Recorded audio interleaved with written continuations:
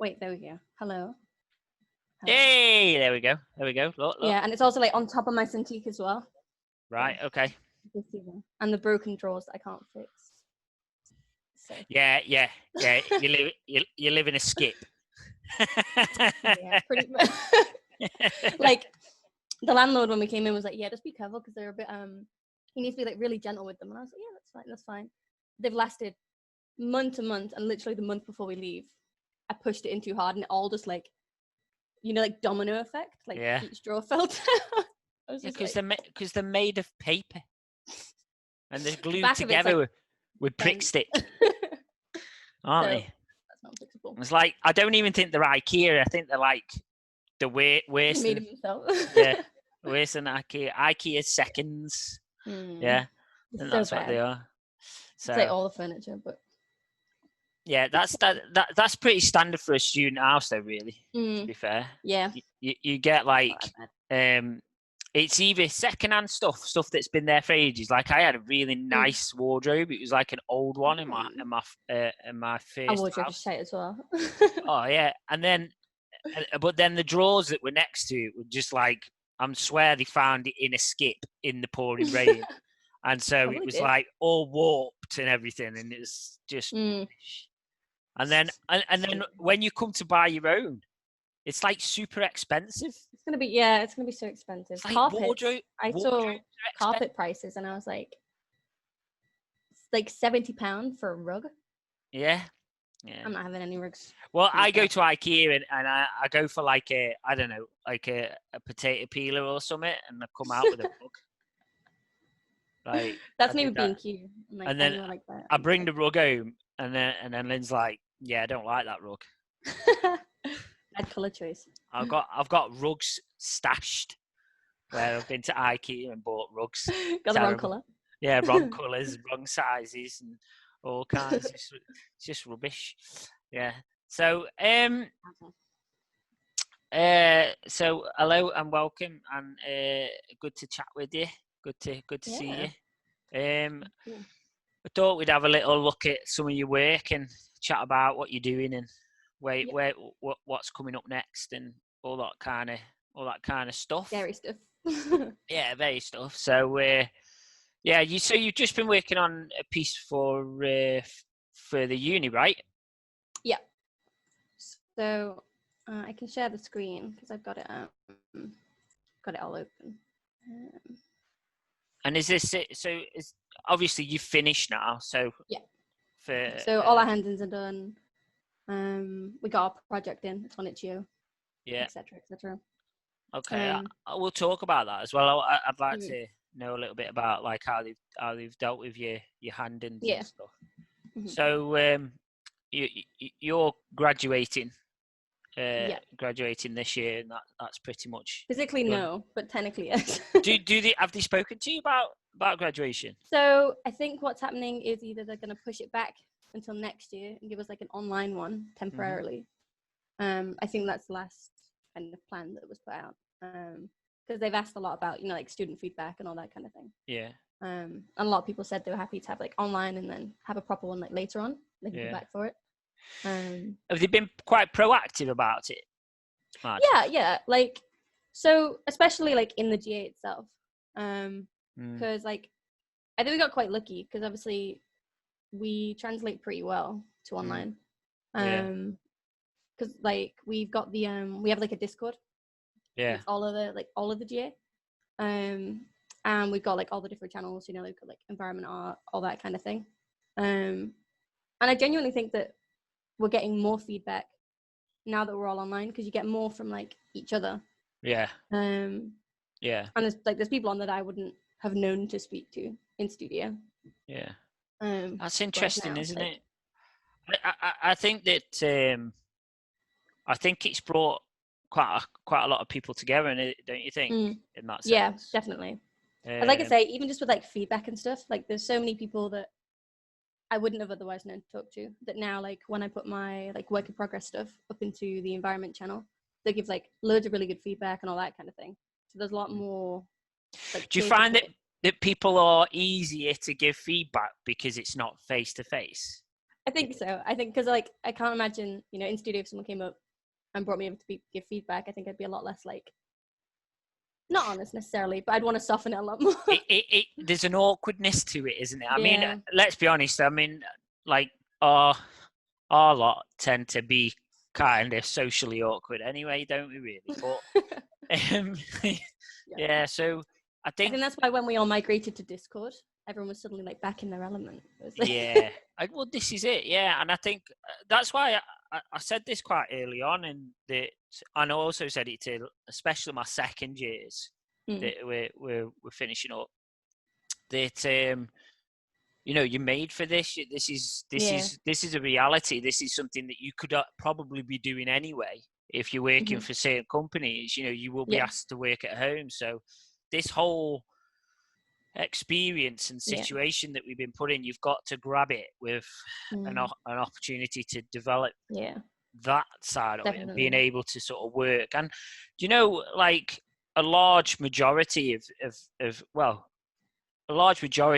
across our cohort, they've done exceptionally well. They've done really well. Yeah, I've seen some of the stuff they've been posting. It's been really good. They've kept working, and I think that's been really good. But like for you guys, because it's massive. The GA is big, isn't it? And there's quite a lot of students there. Yeah. So I imagine like it's been a bit hectic, but then if you think that people have been quite encouraging with feedback and stuff, do you have different channels? Do you? So have you got so there's they've all got like the themed thing. So there's like environment, grove, character, manner, all that kind of thing. And it's just all of the like all 3 years. So it's not there's not really a year by year group except for like that's really good. So it's just everyone, like, you know, first year, second year, third year, all of those disciplines like in those channels. That's brilliant. So yeah, it's been really who set that up then? Did the college the lecturers set it up? It was initially suggested by one of the students. Like a couple of the students got together and were like, it'd be nice to be able to like still be able to talk to everyone and get feedback and things. And then the techs were like, yeah, that's a really good idea. And they all kind of collectively set it up, I think. Yeah. And are the staff in it as well? Yeah. So all the staff are in it. You know, you can add them. They're still doing so what we kind of had on like Wednesdays was kind of like feedback sessions. So there'd be a different set of tutors like assigned to that slot. Yeah. And that's still going on. Like it's Wednesday, like it'll range from like Wednesday mornings, Wednesday afternoons, that kind of thing. And like whoever's on duty, it'll just kind of send like a studio wide, like, you know, at everyone to let them know that they're on there ready for feedback and that kind of thing. Yeah. And like there's in those times I've grabbed like Phoebe and stuff like that and done like one-on-one calls just to go through like work and screen share and that kind of thing. That's good. So it's been really good. Do you feel like in any way like there's got to be disadvantages to it? So where would you feel like your disadvantages would have come into it? Where do you feel I think a lot of it is like the tech side of it. My fan literally on my computers just sounds like it's gonna like explode. And it's just like missing a lot of the tech and a lot of the licenses and things. We got quite lucky because a lot of the licenses were kind of shared out. So I can't, like people like Marmoset Toolbag and things like that, we can still get. They've kind of made a workaround for us to still be able to use it and all that kind of thing.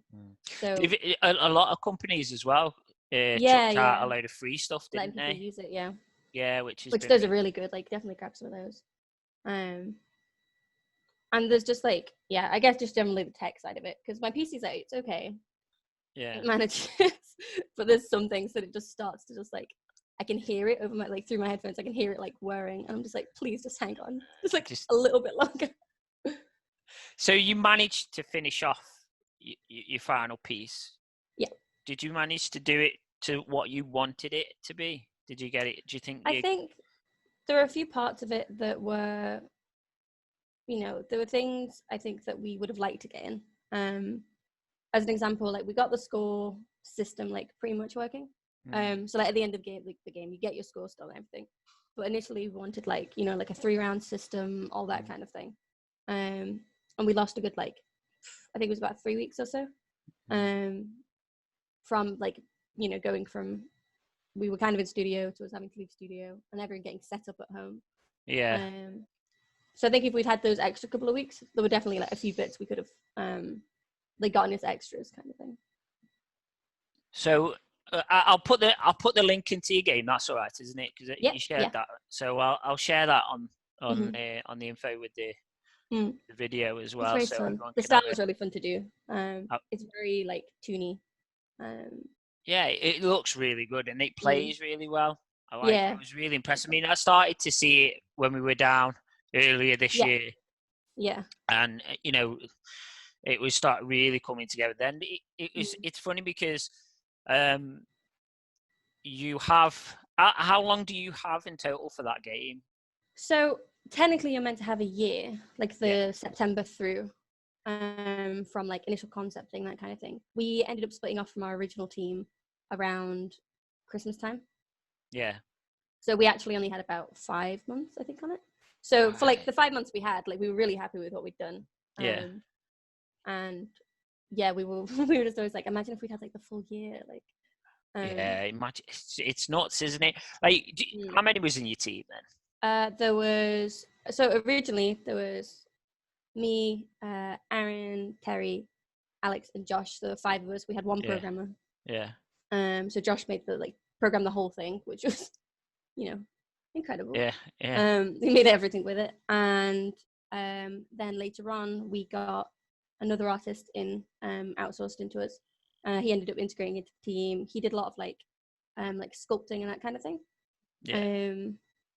And then in the last week of the development, we got Will Janet in for some VFX and things. Yeah. So majority of development was 5 of us, then 6, then 7. So how does that work, Matt? Because if you've got people coming in and out of the projects and stuff like that, is that? I mean, I assume that's common. That's what they.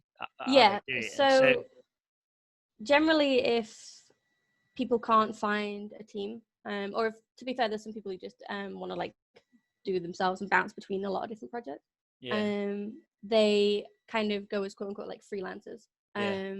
And they'll work with like different teams for different amount of times, and basically at the end of it, the team that they've worked with gives a like a review almost.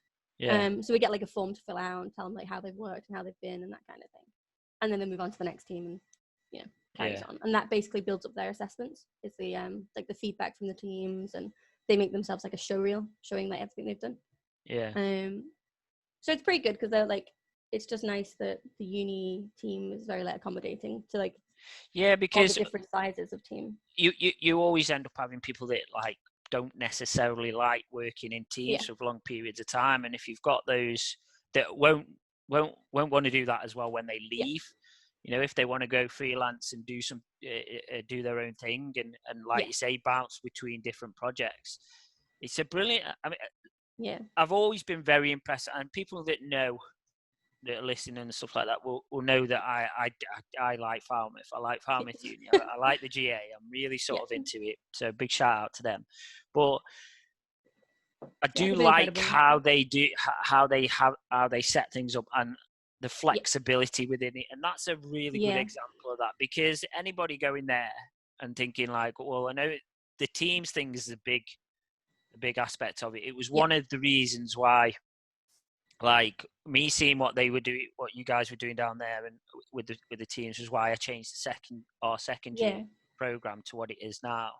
And I really that's why we do teams all in the second year, and because there's so much of a learning.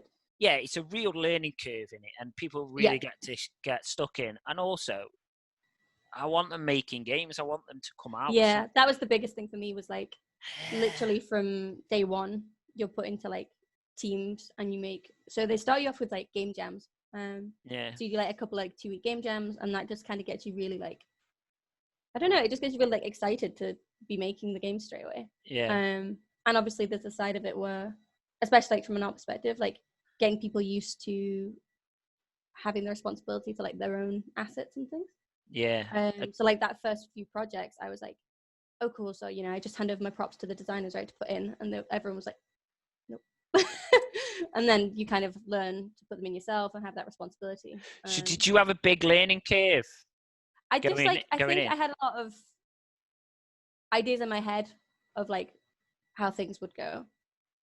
And then obviously the reality was like things like that, like, you know, you put your props on yourself, like you put all your materials on yourself. I think understanding like the actual responsibilities of what you do, like in your role, was a really big thing. And I think because you start from like, because you do start from day one. Yeah. It's good because you get all that like out of the way in the first year, like all the kind of crap that comes with like learning how to work in such big teams and with all the different disciplines. You get it done, you get it sorted. And then second and third year, you can be like, okay, let's, you know, do it properly this time. Yes. Did you interact then much with the like second and third years at that point then when you first came in? Yeah, I think like, so there were definitely specific people that kind of, you know, because you hear about like, oh, they're really good at this and that kind of thing. And we're all really friendly, like, you know, we're seeking out like feedback and all that kind of thing. And I think part of that comes with, obviously we've got like a huge warehouse, like we're all in there together. So it's really nice, kind of, it actively just encourages that kind of, I guess, the feedback loop of like, you know, there's always people around to ask, oh no, what do you think of this? Like, do you mind giving me some feedback on that and that kind of thing? That's really, really good. What they've done recently, I don't know if this will change, but what they've got at the minute is all the second and third years are now in the academy. Yeah. Because obviously the course is just getting bigger all the time, like, because they're doing it, what they're doing so well. Like, you've got the second and third years all in the academy together, and the first years can come down and use the academy. But what they've got is they've got all the labs up the top. Yeah, we saw that when we came earlier in January, and it's really cool. Like, I really like the setup. It's nice. It looks really good. Would you think, because you've had the academy and the and that sort of environment, because that to me is like what really pulls it together. Yeah. That space and that environment and that everybody being together. Yeah. Do you think that like the with the first years being up there, do you think that that's going to kind of break that up a little bit? Or I don't think so. I think the big reason that it'll work like better than it would work worse is just because, like, so in our first year we had obviously, so there's like the game development specialism called like roots. You got game art, you got the game like BA Pro, like all that kind of thing. You got the different courses all together. But I think even in first year, because it was such a big space, and obviously, you know, you're coming in first year, you don't know anyone, and you're kind of sharing it a little bit. Like, I did reach out to a lot of people, and I've got my close friends and all that kind of thing. Yeah. But I do think if we'd all been up top together, it would have been a lot more, you know, connection within your year group, like with your peers. Because like in the academy, the tutors can direct you to people who could give good feedback and that kind of thing. But I do think, if we'd all been up the top together, coming into second year, we would have known a lot more of our year kind of thing. So I don't think it'll be a negative. I think it'll work really well. Yeah. So coming into it, like coming to where you are now, like, did you always want to do this? Is this what you wanted to do? Is this I don't know if you remember when I showed up in college, like pestering you to get on the games course. Well, because I'd been doing I did psychology and all that kind of thing. You did creative writing or something, did you? Yeah, it was creative writing, sociology, world development, and language and literature. Because I thought I was going to be a travel journalist for a long time. Really? Yeah. And then it was kind of just coming in and seeing, like, I realized I wasn't happy doing that kind of thing. It wasn't satisfying, really. And like I'd always did like a lot of art in my spare time. Not really 3D modeling, hadn't really touched on that, but like, you know, character drawing, all that kind of thing was something that I really enjoyed. And it was literally just one day in college, I think it was Alice who was talking about the course and things. And I was like, well, that actually sounds like really cool. Like, I guess I hadn't up until that point considered that I could, you know, make that into like a career and that kind of thing. So that's right. You'd done a year, didn't you, at Priestley Fair? Yeah. So I did a year of all the other courses. That's right. and then jumped ship and pretty much started again to do your 2-year course. And then definitely worth it. Like, So What did you do at school? What school did you go to? I went to Peter and Paul Catholic College. Yeah. And my chosen ones were, I think I did drama and dance. That's my thing.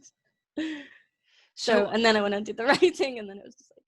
So you've got to have pretty, supported parents, right? So they're gonna like. Yeah, definitely. More, I'm doing art and I'm doing drama and stuff, and then I'm gonna go to Peter and I'm gonna go do like, do writing. Yeah. And become a journalist and all that kind of psychology and stuff, and then next minute, and then being like, you walk in and it's like, yeah, I'm going to go do computer games. Like, what? That was probably the scariest one, I bet. What even is that? Yeah. It's not a proper thing. Definitely very lucky. They've been like so encouraging with it. Even I think sometimes they don't quite like, even if they don't quite know what it wants, they're really supportive with it. Yeah. When did they sort of like click into kind of, actually this is what she should be doing, this is the thing that she's really into? When did they realize, you think? I'm not sure. I think probably with my first year classes, like I think I was very obviously like not, I didn't have my heart in on them. Like if that's like how my day was and that kind of thing, it'd always just be kind of, the same old. But then going on to the games, like I'd have so much more to say about like what I was doing, because I was like enjoying it so much, like so I think probably then they probably realized, at least then, like they knew I was happy doing what I was doing, so you knew that you wanted to do it. Like, that's cool, isn't it? And obviously as well, which was very like good. So you did did both years, and then you also got nominated for a Bafta as well, didn't you? So you were our second Bafta nomination. Yeah, that was in first year, wasn't it? Yeah, I think it was first year. That's right. Like first year of the games course for me. Yeah. Which, like, I'd love to go back and redo that. That's something I really want to redo, because like I've got it up on my art station, and every time I see it, I'm like, oh, like I want to take it down. You need like I want to take it down because the modeling's not quite like to that level. But obviously I want to keep it up because it was a really great project to do. Like. But it was your first project, one of your first projects. It was like your first year project as well. Yeah. So your modelling is going to be naff anyway. Yeah. You know full well now that you were like, I could do that 100%. way better. Like, in just as much time, and add so much more to it. I mean, it was one of the. I think we also put that on VR, didn't we? That's right. So. Yeah, I think that was one of the first ones as well that we actually put into VR. Oh god, that was a nightmare. When we started messing around with that, when we got those. I remember you tried Kinect at one point, wasn't it? Like the Kinect cameras. Oh yeah, we did the motion capture stuff. Can you remember we went to Staff's, didn't we? Yeah. And they showed us their mocap studio. And there was a guy there, and he was like, listen, we've been looking at mocap. I studied mocap at uni, blah, blah, blah. And this was the thing, he says, and I rigged up a mocap studio in my bedroom, and it was using basically some Kinects. And I was like, I just remember coming back from that trip to Staff's, and you were just like all over it. Like, I was like, right, we need to do some mocap. Like, when I got on one board, got it set up, rigged it up to, I think it was Autodesk Motion Builder or something like that. Yeah, and it bloody worked. It was well good. And then it did work. It was good. And then I never touched it again. I think we're all a bit surprised that it worked. Yeah, it was like, whoa, this is pretty cool. I think we got one animation out of it and applied it to it. And you could, I reckon we could still do it now, but I just kind of went, we'll put that aside. We'll go and look at something else now. It was one of those things that... It was fun, wasn't it? Yeah, it was good. That was good, but I remember the hand thing. I think we did the one with the hands. That you could see the hands. Oh, that was using... there was that one as well. Leap motion. Leap motion. Remember that? So it was like a little USB thing. Like, I've still got that. That is really good. I'm still pretty amazed by that tech, because that come out really early. and it just I'm tracks sure there's your a video hands. somewhere where Yeah. you were on it for the first time. Yeah. Oh yeah, there might be actually. There's also a video 'Cause it was like a of stack someone cubes and screaming. stuff. I remember someone screaming Like, on the Rift as well. I don't know if that was in your group. probably. Yeah, Maybe. maybe. I do Was it? remember someone going in it and going nuts. Like, Yeah, there was. I'm pretty certain there was. Oh, who was it that screamed? Might have been Tom. I don't know. I can't remember it. There was one of them anyway. But we got like a video of them like freaking out yeah. on it because we put them on a horror. That was it. We put Yeah. them on a horror VR thing. Yeah. But those kits were a nightmare. Yeah. And they just totally stopped working. Then when they brought out the consumer kits, it was a little bit better, and we've still dabbled with it a little bit. As many people used it while she's been in uni? Because I know they've got one set up, but do you see many of them playing on games? Especially recently, we've got the new stuff. Yeah. And they're developing it. I see a lot of people playing on them. So, a lot of the time after uni, you'll see people like in the office doing Beat Saber and stuff. But are they actually making games for them? Have you seen many? There's been a couple of first-year teams. I think it's getting more and more popular now. Yeah. I think in our second year, we tried it. Yeah. And we very quickly were like, this isn't going to happen because we just had so many issues with it. We were trying to make a 2-player, so like one person in the headset, one person not in the headset, and we were trying to make it like 2-player. It was too much. It was just way too much. So we ended up scrapping that project. I think more and more little kits are coming out for it. Yeah. I think if you're a programmer, I think it's a nightmare. I think it'll get a lot more popular as we go, especially now that we've got the VR courses in FAL. So you focused quite a bit on environment art, didn't you? Yes. Right. After a year and a half. So is that your thing then? Is that your area now? Yeah. It's nice to be able to say like, that's what I want to do. Because for about a year and a half, I was looking at doing concept art. So I was doing like the 3D modeling for the projects, for the sake of getting my marks and that kind of thing. Yeah. But really wanted to do 2D concepting. But then, like my second year, like personal project, you choose like what you want to do. And I concepted an Overwatch character, all that kind of thing. Yeah. And then it kind of was like, like mid through second year that I was like, I do really actually enjoy. Yeah. Like the concept arting. Have you got this on your art station? Yes. Do you want to get it up? Shall we have a look at it? And then we'll talk through it a little bit. Post disabled participant screen sharing. That's me, that is. Terrible. Hold on. I'm not allowed. I forgot about that. Try that now. Here we go. Okay. So let me.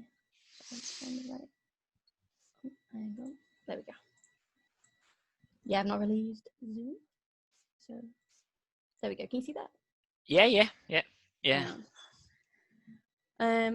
Yeah. So that was the 2D one I was on about.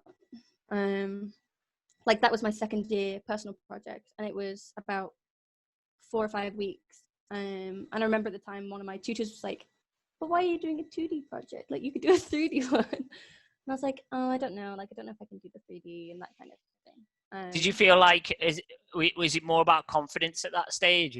Yeah. Kind of like I don't know if definitely was. Because I just thought like for such a long time I thought that my 3D wasn't good enough, and because I think it was more comfortable doing 2D because I'd spent so long doing 2D. And like it was just moving on to especially this project, which was we did Diagon Alley project. That's right, I remember. Yeah, so that's one of the first year ones. Yeah, all the environment tasks. I think it's all the artists have to do it. So like this is quite an old asset now. Like there's so many things I tweak about it now, but it was one of the first ones that was like, actually I really enjoyed making it. Yeah. Because at this point then as well, you were really starting to learn all new kit, right? So yeah. I mean, you went from Max over to Maya. Yeah. You obviously started using Substance Painter in it. Yes. So that was a massive jump as well. Because at this point, I was still texturing in Photoshop. Yeah. Like for a long time I thought that was the way you did it. And it was only kind of, I think my first actual, these were my first like, substance painter ones. And again, looking back now, like there's so many I'd like tweak with it and that kind of thing. But did it help though? Did you find that like what you'd done in like understanding creating your textures in Photoshop and stuff like that? Oh yeah, definitely, yeah. And I think like having that 2D base was really good because like for a lot of these I could draw them out, like draw out what I wanted to make. Yeah. And make it from the concept. Which I do think was like, it was really useful. And I think there's something to be said for making bad art. Like I feel like you need to go through that phase. Yeah. That's why I think it's important you keep your stuff. You don't some of those things, like you say, I could go back and rework on that, but I think it's important for you to be able to see that. Sometimes we lose a sight of where we've come from. Yeah.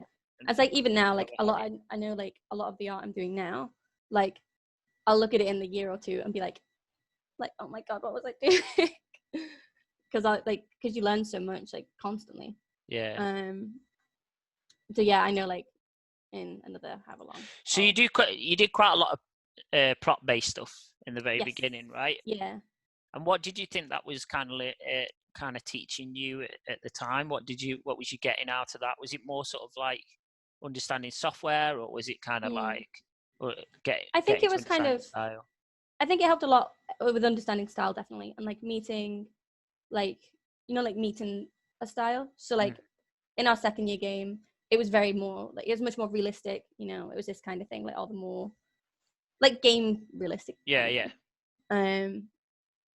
And then in my third year, like this year, we were doing this more like really stylized stuff, like So I just think working on the singular props and things like that were just kind of training me up to. What about the water well down there, Madison? Because that's really stylized, isn't it? These are painted textures, right? Mm-hmm. So I think this one, like this whole project. So it was for Battleborn, and it was like a 4-player free for all. You had all these different wacky animals. It was really fun. But I think this well was, like I was saying earlier, this kind of was running alongside. I think it was running alongside Diagon Alley. Yeah. And like this one was very much one that I was like, like I really enjoyed making that. Like, and it was hand painted in Photoshop, that kind of thing. Do you think you'll still do? Do you still do quite a bit of hand painted stuff? Do you like that style? Yeah, like I really enjoy it. I've been looking more at like substance painting them. Yeah. And that's really fun. Like it sometimes crashes my PC because again my PC is not the best. But really satisfying to do. And I just remember this project having so much fun with like just making all these really wacky props. Yeah. And I think that was probably the time that I started kind of leaning more towards stylized, because I think now like while I enjoy working across like loads of styles, there's not necessarily one that I'm like, oh, I won't model in that kind of thing. Yeah. But I do really I really enjoy the stylized stuff.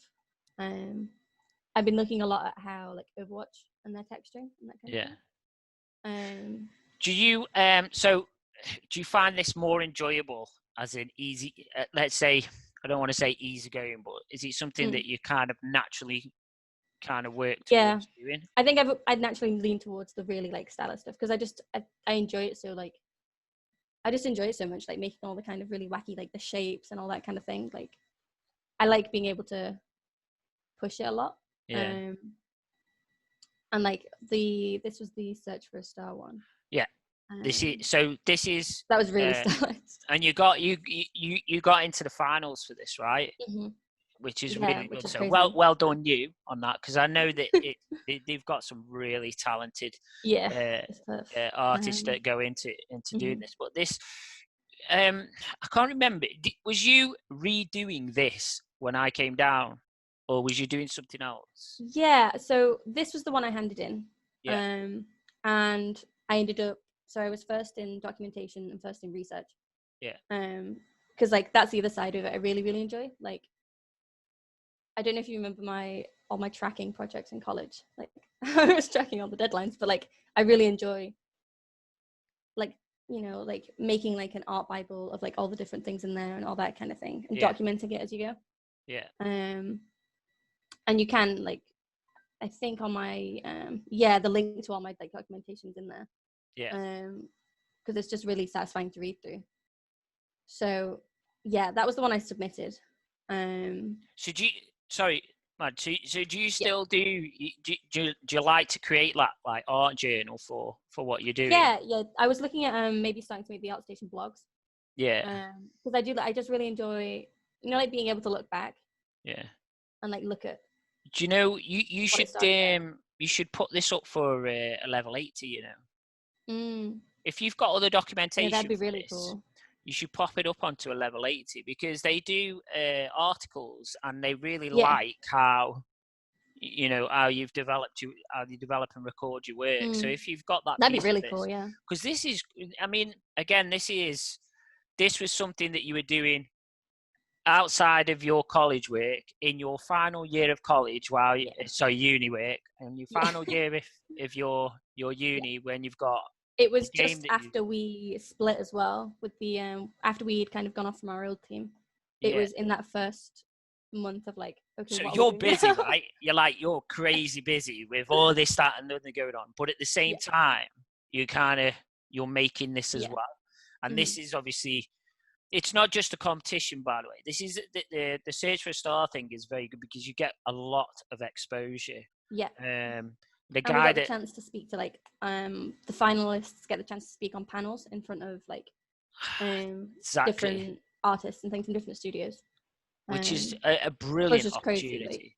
Crazy, like, and like all the feedback they had was brilliant. Like it's run by Aardvark Swift. Yeah. And the guys there, Ian Goodall and his team, they're absolutely brilliant. And like they were so supportive with everything. Exactly. Like, if I often say, I've said this to a few people with regards to, because we're going to talk about this a little bit more as we go into it, but like being proactive about sort of moving from education to career is like, it doesn't just start now. Now that you've finished Andy did, I'm now going to start. It starts a year before. You've got to get yourself out there and be proactive. And those, like the guys that LinkedIn and stuff, like talking to people. Exactly, yeah. So the communication side of it, social media, your profile. I know you're on LinkedIn, right? I've seen that you've got a profile so there, much and good you're feedback active. From talking to people. Exactly, right? So just reaching out, like so many people are willing to like help and offer advice. You just have to like ask. Kind of thing. But there's two things that go with that, right? You know, one, you've got to be producing the work. Yes. Right? Because you get people that will reach out to people and ask this, that, and the other, and you know what I mean? But they're not doing the work. They're not producing the work. You've got to produce the work to go alongside it. And two, you've got to be proactive about it. You can't wait for somebody to knock on your door, because definitely. Yeah. You know? So like even with this project, I was chatting to one of the judges who judged my piece. He gave some like really, really great feedback. It was like super detailed and that kind of thing. And I reached out to him on Twitter. And I could talk to him on Twitter recently about like, so this project's had a bit of a weird turn, because I've gone from, so this was like the initial, then I made more of like a church focused version of it. Yeah. And then we were looking back at it and we were like, that probably wasn't the best idea. It would be so much easier to actually just touch up this and use that scene as like its own thing. So now I'm like going back and I'm gonna like touch up all of this and that kind of thing. Take his advice into it. Which again is another thing. You haven't just kind of handed this in, it's done. You want to use it. You put quite a bit of time and invested quite a bit of time into definitely. it. So tweaking it and getting it to where you're happy with it. Yeah. So did you learn a lot from this one? Yeah, like I think this was kind of, I guess this was my first project that I kind of had fully, like I had completely free reign over it. Because obviously even with like the game projects, we definitely get to choose our own, like we get to choose our own, like the game, what we're making and like the style of it, all that kind of thing. But obviously it's a group decision. So this was kind of the first project that I had like complete free reign and like complete responsibility for, I guess. Because a lot of my other projects have been like teamwork projects. A lot of the time I think the past 3 of our projects I've been Scrum Master. So it has been like a lot of working with people and like, you know, making sure everyone's okay with their projects. Whereas with this one, like the brief that we got set was make a game ready scene. So I kind of could go as crazy as I wanted with it, which is really cool. But just you just had complete artistic license with yeah, like, and this was kind of the point where I was looking back on my older work and I was looking at like things like The Well and all that kind of thing. Yeah. And kind of realizing actually like I really, really enjoy stylized. Like I could do a stylized project. And then that's what ended up that I did this. So what did you use? What software was you using for this? So it was Unreal for like collating everything and like building up the scene. I used Maya for all my modeling. And Substance, I used a little bit of Substance Designer for things like the tiling brick and all that kind of thing. And Substance Painter as well for all like my baking and applying the trims and stuff like that. So like they were all kind of programs I'd used before, but this helped me get like so much more in depth with them, really. Yeah. Do you refine your sort of workflow with it? And just and I think even now, like looking at it now, there's so many things I do differently to how I do. So like for like the bricks, for example, what I did at the time was just applied my trim sheet onto it, and you know, scattered them around and all that kind of thing. Yeah. Whereas now I'm like, I could very much get the same effect with Substance Designer, like just changing my material a bit. And like I know now how to do that kind of thing. What's interesting with that as well, Matt, I like a lot of these new things that you're learning, like who's teaching them you? It's mainly stuff that I found, like looking through like articles and like on YouTube and all that kind of thing. So you teach, like, this is what I mean. So you're teaching yourself, isn't it? You're kind of like we get a really great foundation from the uni. And like all the tutors are so helpful. Like I've got in touch with so many of the tutors. Yeah. And like they've recommended a lot of like tutorials and all that kind of thing online.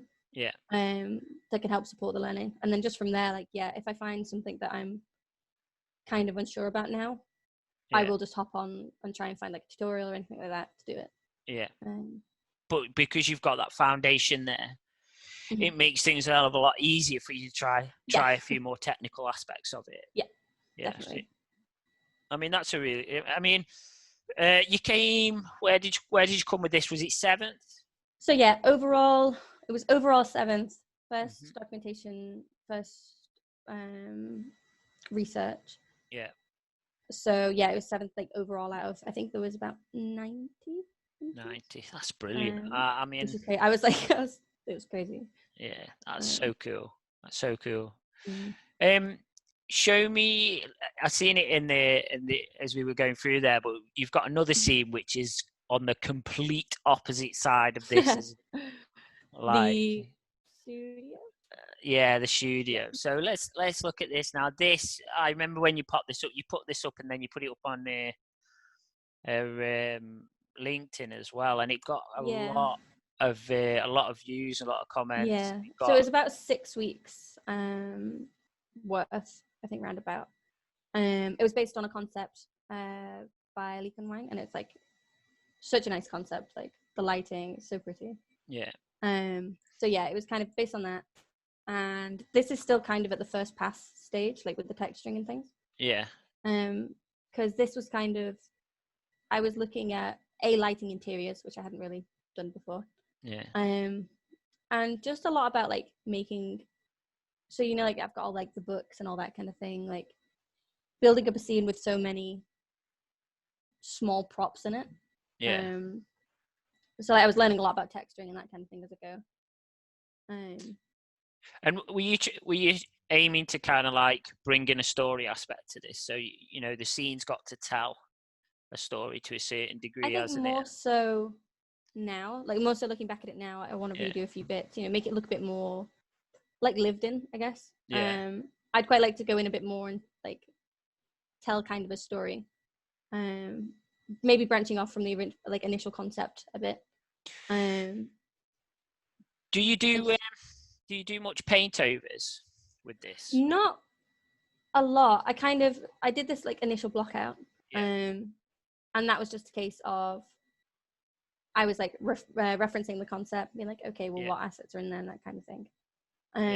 So I made this lighting pass, and then I don't have it on here, but I did a bit of a color pass. So I just kind of took it into Photoshop, put an overlay layer on, and was just like, blocking out the colors and that kind of thing. So I don't do proper paint overs. The most I kind of do is like with this one. I'll do like a lot of sketches, like that kind of thing. Just to get the general like composition and that kind of thing out. Yeah. Because this is the updated concept, so that's kind of where I want to try and take this scene a bit. Yeah. So yeah, a lot of sketching and a lot of like really quick passes, but I try not to spend too much time refining stuff because it can change so much. And I find that once I'm in Engine, like I do a lot of changing in Engine. Yeah. Is it quite quick? Have you found it quite quick to mock up your scenes in Engine and get a result? A lot quicker now. Like this, it's weird how like it gets faster and faster as you go. Because like with this one, it took I think about 3 weeks to get to kind of that blocking out stage. And obviously that wasn't textured or anything like that. Whereas with the more recent one I'm doing for the uni, that has only been a week and a half so far, and I've got all the textures on all the walls and all that kind of thing. Like, and I'm just working on getting props in. So what's that? A week and a half on that one that you're doing for the uni? Yeah. Show us that one a quick. So let's compare that. So let me. How do? Do you need to come out of it? Oh, maybe. Hang on. Yeah. Is it like that? Yes. Yeah. There we go. And then I can share. There we go. Okay. Yeah. So this about a week and a half. So far. So where would you say with this? Are you kind of? What's your next stage with this? What are you doing? So I want to get a lot of the props in. The pipes and things you can see in the back are kind of more just tests. For like testing the lighting and that kind of thing. You can. Oh, can I? For some reason it's not playing, but yeah. Just I've been doing a lot of testing and all that kind of thing, like with the lights and the cables. So I think the next stage would be props. I want to get like spotlights and crates, all that kind of that kind of thing. So you're going to create all of those. So you'll spend quite a bit of time then modeling props, right? Yeah. And how long do you reckon you'll give yourself for that? I think probably, ideally, I want to kind of have all the props at least wrapped up by Sunday evening, because then I can kind of spend the week after. I want to just spend like touching up and polishing some of the old. Like some of the textures could do with like a second pass and just touching up the props that I've got. Because the rookies deadline is in 2 weeks. It's coming up. We're putting in for the rookies. We put 3 games in. So nice.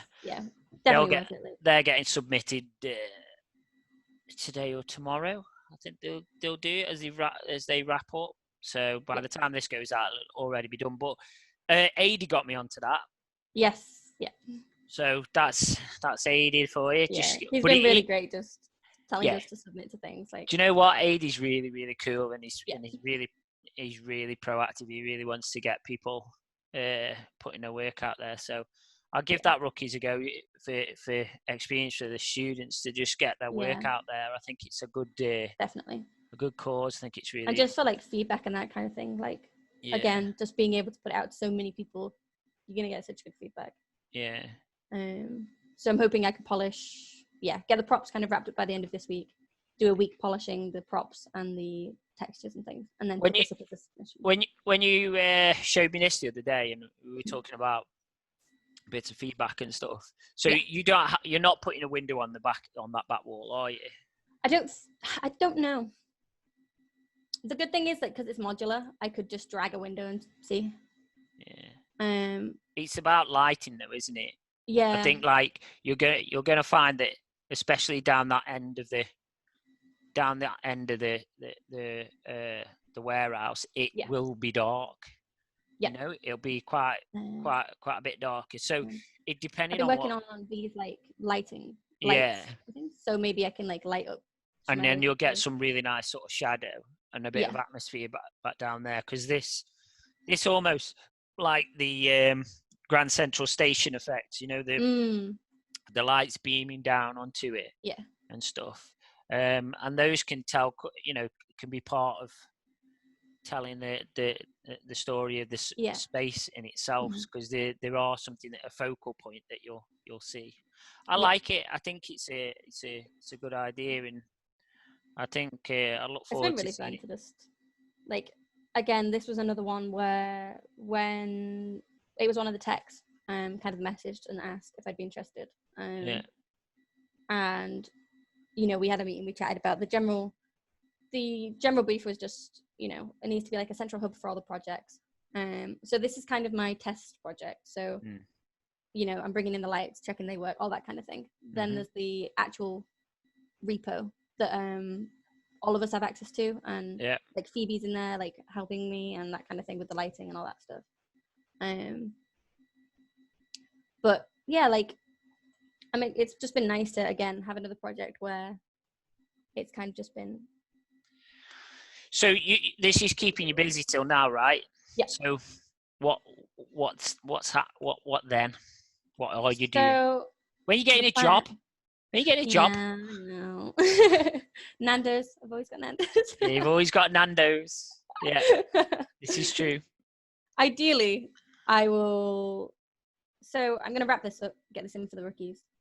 Then I'm gonna go back and touch up the temple scene again. Yeah.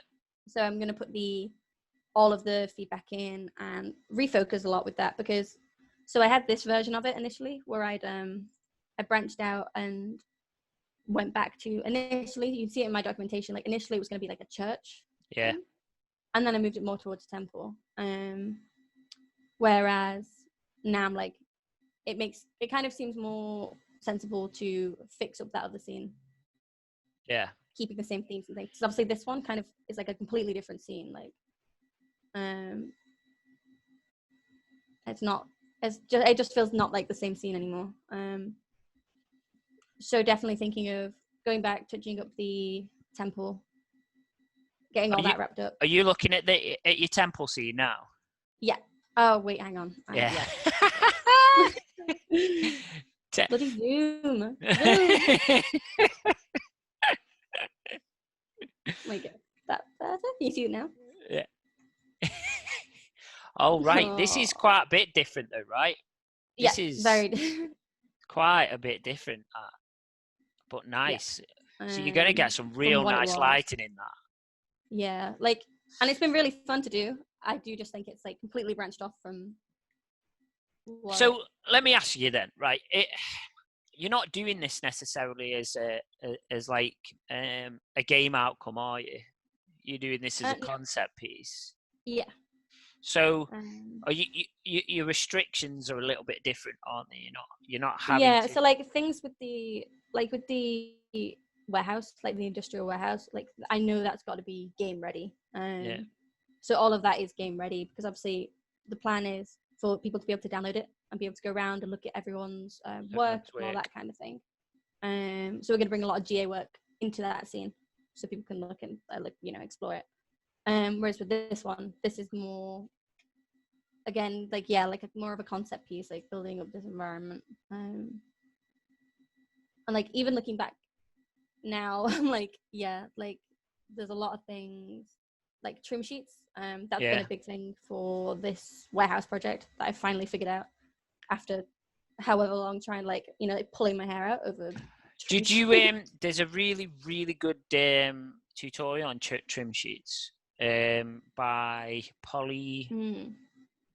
Is it Polly polygon. Oh, do you know what? 1 second, I'm gonna have a look for that so I can share that with you, because it's a really it's a really good tutorial, and he goes through it in different ways. However, he uses Max for it. Now, are you previously like? Yeah. I would have been like originally we used Max. Yeah, I would, but we moved over to Maya this year, right? And I'm not joking, Maddie. Like, I've got first years on Maya, second years are still using Max, and if the second years ask me a problem with their Max work, I'm tearing my hair out. Can't remember. Yeah. You've lost the touch. I've lost it. I'm just like, that's not not good at all. This is it. Yeah, I'll show you. I think the biggest thing that helped was because like with the warehouse now, I feel like I kind of get the fundamentals of it, and I just need to work on like actually, making them really efficient and making them like, improving the quality of them and that kind of thing. But looking at Sunset Overdrive. Yeah, I know that. If you search Sunset Overdrive trim sheets, there's a GDC talk on it, and it's so good. It's so interesting to like read through, and but that helped like a lot. Have you seen this guy? Let me where is this not sharing with you? Let me try it again. So I'll stop you. There you go. And then I'll so this guy, follow him. He's really good. Polygon Academy. I think I watched his the creating modular environments one. I think I've seen that one. Well, I'll have to look. A whole section on trim sheets. Yeah. Right, and they're really good. And he does he creates these trim sheets in Max, which it's ain't too bad to convert it the other way around. And then he also uses ZBrush as well. Yeah, that's what I've been doing. So puts making them in Maya and take them into ZBrush, does a bit more work on it, and then takes them out and then bakes them and stuff, and then uses Substance Painter and then applies them. With the with the stylized stuff, it's been good as well because like making the trim sheets, I'll make basically like the big chunky shapes in Maya, and then what you can do is if you bake that down, so you've got the normals, or you can bring it into, you can use Photoshop. There's tools you can use to make normals in there, and then you can bring that in as a you can plug that in the Substance Designer node. So if I've got a tileable texture that I want as a trim as well, I can really quickly make that a trim by just bringing in that preset set of edges and stuff. I agree with you though, because you do tear your hair out with it, because it's I think it's so hard to get your head around. It is. It's like I've got 2 sets of trim sheets that I've created and played around with to try and get a decent sort of workflow, so that I can then use that in sessions. And like even now that I've kind of got the idea of how they work, I know for a fact like there's still so much more. Trying to communicate it is very difficult. There's like so many questions and so many sort of like little niggles that you get with it. Right, I'll tell you what I want to show you as well. I'll see if I can get this up, because for a long while you were the one of only a handful that continued to add to your WordPress. Oh no. Right. So I want to go on it. I want to have a look at this. Not my WordPress, is it? Yeah, your WordPress. Oh. Let's have a look. I'm trying to think what. Is it 17, 18? No, 60. Before that, yeah. Is it 15? 15, 16. Yeah, that's it. 15, 17. So here we go. See. But this is good, right? Because what you showed us then was like your piece, but there's bits in I'm happy to show. that you were happy to show, and you know full well you don't get away that easily. No, definitely not. I knew it would, like the older stuff would rear its head at some point. Yeah, but I think you can see where I'm doing a lot of the concept. Like I was doing concepts and. Like I remember this, right? Oh, Diagon Alley. Diagon Alley. Because this was one of the first things that you really started to put up, and I was really blown away by this because, again, this was quite very, very early on when you when you start. And at that point, I think I was still drawing characters. Like I was mainly only concepting characters. I hadn't really. You were very sort of still very arty, very painty into it as well, and you could see that in what you were doing. But then you also so these obviously came popping up, which were what we've looked at, and your concepting your art, your character stuff as well, which was really nice. But it wasn't that long ago. It's interesting looking at the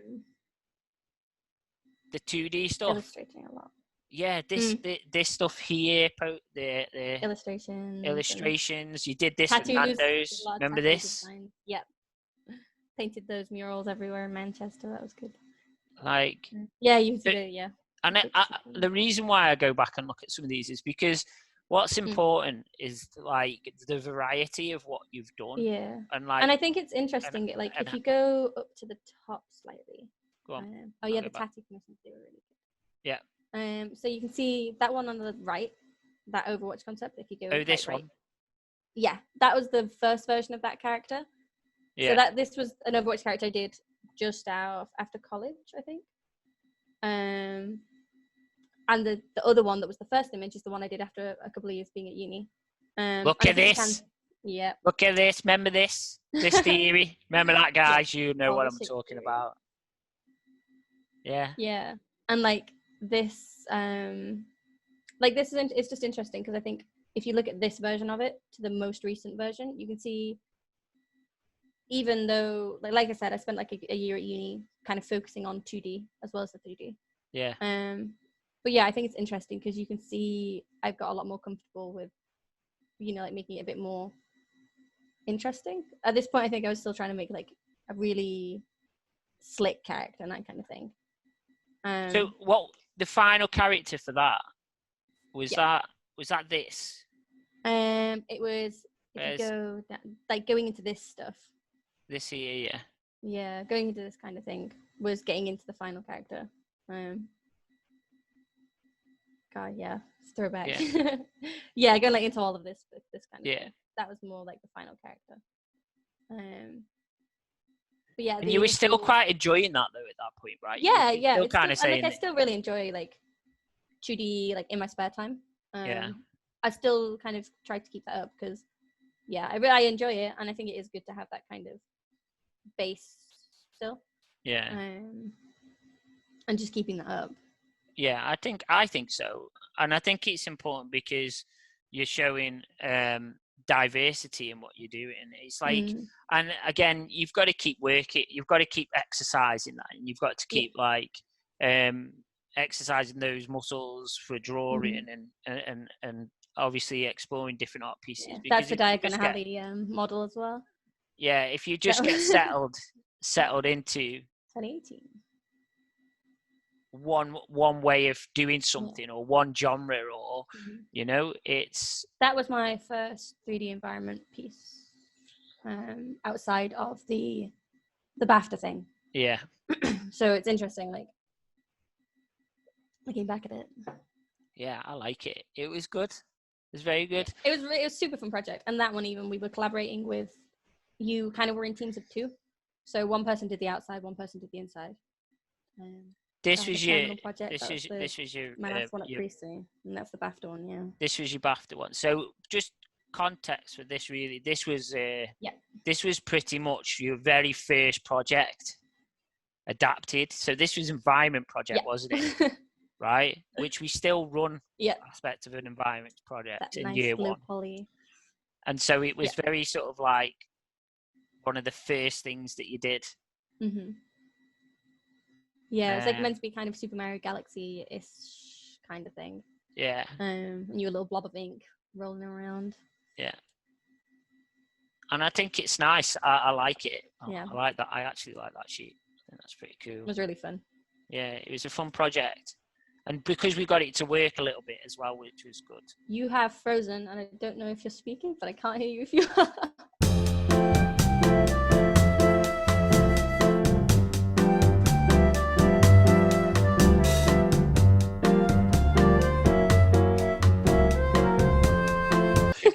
should be all right. Yeah, one of the things that, because I go back to this page, I do use these pages, and I go back and I show students stuff, and I do drop onto yours because there is that move from what we did and then going into uni, but there's also that aspect of what the work that you were doing on your own. So like all these illustrations and things that you were doing, just because I enjoyed it. Yeah, it was important. But even at that stage, you were promoting yourself, you were putting yourself out there, you're building that confidence. Our last this was your last game, FMP. your FMP for us, and again, it was really cool. That's another one with like. I think that's the game document, isn't it? Yeah. Let me go back to the. I do think part of the reason why I do enjoy having so much of the documentation and stuff is because when I was with you, like the video doesn't exist. You took your time. I don't think it's on my Vimeo anymore. Oh my god! Imagine. But yeah, like because when I was with you guys, like we did so much documentation, and it was like emphasized that is as important as like. Yeah, it is, and like especially for your uni stuff, but those people that click into it pretty, and it's usually artists. The artists will get an idea of like documentation is good just for the development process, for records, so you can look back on it. Those people that like using journals, those of them that use sketchbooks, all of those things that are there. I chatted with Jason last week. Oh yeah. His video is up tomorrow, or won't be tomorrow, guys. It'll already be up when you're watching this. Yeah. Last week. Yeah. And like he uses journals a lot, and he draws a lot, and he documents. He was sharing some stuff on his Twitter. He was sharing some of his old journals. He cleaned his bedroom basically, and he found loads of crap, and he was just putting it up. But it wasn't crap; it was like some people's best work. Really but he's one for that, and Glenn, my our friend at Southern GFX, he's another one. Yeah. He's got journals, and he draws, and he documents, and it's about understanding and stuff. And I think that like. For anybody going along this route, if you're not documenting your work and you're not kind of recording how you've got to certain conclusions or outcomes, just showing you, then you're missing out a massive part of that process. I think it is very important. So we go from here then, Maddie. We said like you're sorting your portfolio out. But what about work? Where do you want to work? What do you want to do? Where do you want to? So I think the big dream would be Blizzard, if I could. Yeah. And that's why I've kind of been jumping a lot into my stylized stuff. Yeah. Because I think Blizzard is like the big dream. Like. So that's like your goal. Yeah. Just the style and like yeah. Yeah. So how are you going to get there? Yeah. Do you know? How are you going to get there? Have you got a plan? A lot of late nights. It's going to be, I think I recently got some tutorial series from one of the lead artists on the Overwatch team. Yeah. He's got some it's Thiago Klafka. He's got some really great tutorials out. So I've grabbed some of those, and I think basically I'm just going to try and do some kind of Overwatch-y themed projects. Yeah. The other part of it is as well, like obviously I really, really love the stylized. I am happy to do other styles and things. Yeah. So if I could get a job at a studio practicing like a different style, that'd also be really cool. Yeah. But yeah, I think Blizzard's like the big. I think you've got to look at it like a lot of people when they start to put their goals together and where they want to go to, where they want to kind of end up working. Yeah. It's the next side of the journey as such. Yeah. It's kind of like, right, this is why I say to you, so how do you get there? Because you're not going to walk straight in, and you're not going to, it's not going to be next year. It's not, it could be, but it's not, you can't say that that's essentially where you're going. So how is it that you go there? One way is like what you say, you're going to start to develop your style, make it more appealing to, you know, those, their recruiters. I think making large scale projects as well. I think that's something I will look at. Take something that's a bit more more adventurous, like like a map. Or because like currently I do a lot of kind of very focused projects. The warehouse is kind of branching. I think the warehouse kind of branches nicely between the temple that I did that was very small, very focused, not necessarily very modular, to the warehouse that's like that little bit more modular, a little bit bigger scale, and like very game ready. So I think the next stage would be to do a game ready, like a map sized thing. Just to show that I can make like a cohesive, like a modular kit and make all my textures efficient and that kind of thing. Yeah. And that's just kind of from speaking to, again, like using LinkedIn and chatting to people on LinkedIn and that kind of thing. ArtStation, there's so many artists on ArtStation who, if you just drop them a message, I'll be more than happy to chat to you. And like asking what they kind of would like to see in an applicant. So I think kind of just following that structure of what. And you continue to post your work up as well and keep that presence there. So I mean, you're open for work now anyway, aren't you? Yeah. I mean, you I mean, very much, yeah. Come on, give me a job. So very much proactively looking and I suppose pretty soon you'll be applying to different places. Yeah, I started applying kind of last month. Or even maybe the month before that. So yeah, kind of just branching out and trying to see where I could. And will you move about, or are you hoping to come back up north, or are you gonna? I think initially I did really want to come back up north. I was kind of looking at Liverpool and that kind of area. Yeah. I think now I'm kind of comfortable to go wherever. Yeah. You know, wherever it takes me. There's a lot happening up here, though, right? Because there's. Yeah, I've seen. You know, there's a new studio in Warrington, isn't there? Yeah, there's a new studio. Digital. Sumo Digital has opened up in Warrington. They've branched out into Warrington now. I don't know where they're up to at the minute with opening. I don't know whether it's mainly programming, as in, when I say program, but I think I don't know if it's.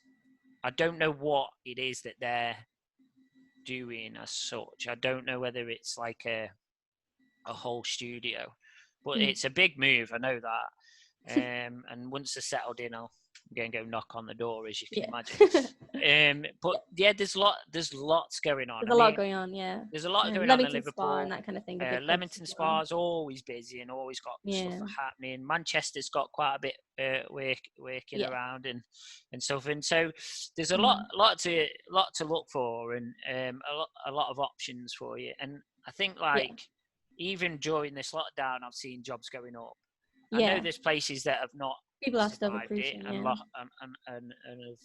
have closed in some instances, but there's also what always amazes me about this industry and the community around it is like I see it a lot, and it comes up on my feed quite a bit. You'll see a studio like sadly close or make a load of staff redundant, like cuts and that kind of thing. Yeah, and like.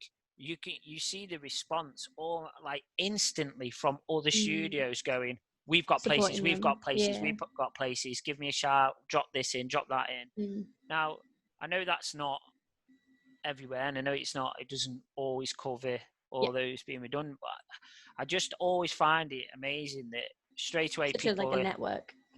And they're really like clued it. They're tapped into what's happening on around them, and because this happens pretty much instant, and it's like, people, if you're looking for work or if there's anything coming up, send your stuff in. We'll get into it. So it's a really good thing, and that's what I like about that whole community and that industry.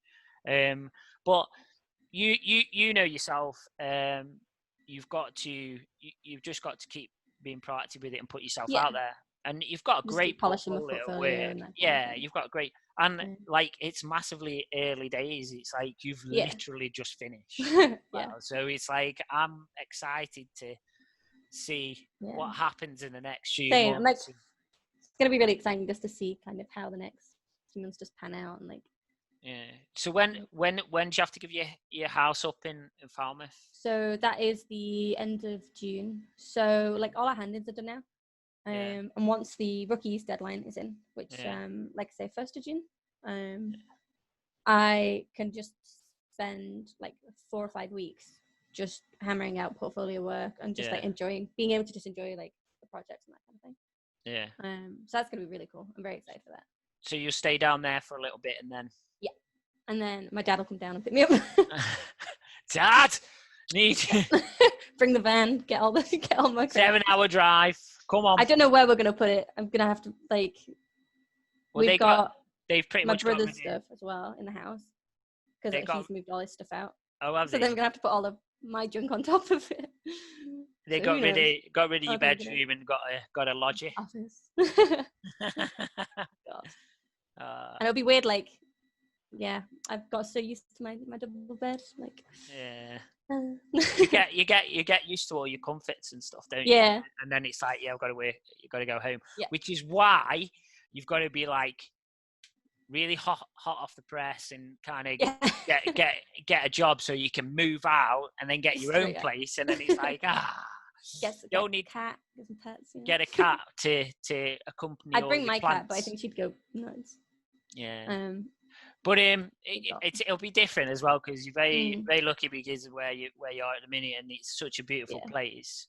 Yeah, it'd be weird going to like because obviously I assume I won't be going back to the coast for a little while. Well, it'll be interesting. It just keep yourself open. There's lots of stuff in Brighton, I've heard. Well, this is it. That's what I was going to say. There's places in Brighton if you want to move around for a little while you can and see what you think. Listen, Maddie, I really appreciate you spending the time.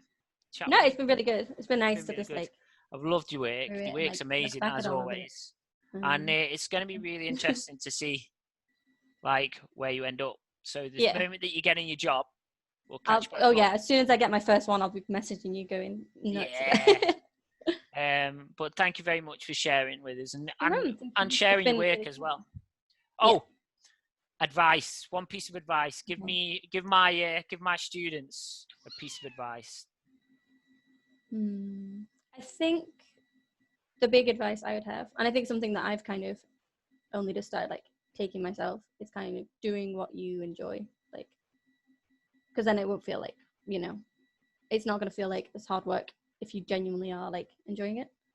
And just working on projects like in your spare time, like working on the stuff that you do like to do and that kind of thing, because again, it won't feel like you're kind of dredging stuff out because you are so like you're enjoying it so much. Like so many projects that I've been doing in my spare time have been so good because I just love to do them. So I think making sure you're kind of staying passionate about it. They say, don't they, if you love what you do, you never work a day in your life. Yeah. Definitely. Yeah. So I think that's the big thing. Yeah, there's a few days of that. Yeah. Brilliant. Thank you so much. No problem. It's been good. All right. It's been good, except for a little technical difficulty. Just a little wobble. I'll edit that. I'm just glad it wasn't my internet. Yeah, it'll be mine. It's already proven. All right. Take it easy. Well, thank you. See you soon. Catch you later. Take care. Bye. Bye.